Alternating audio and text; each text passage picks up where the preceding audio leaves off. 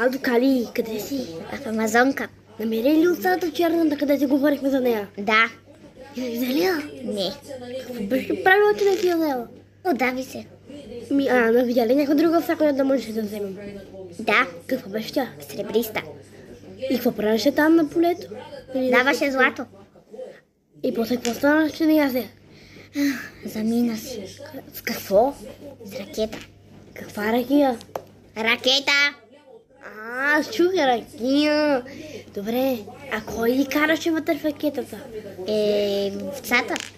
И коя овца? Как тогава ракетата е пристигнала на земята и се е върнала?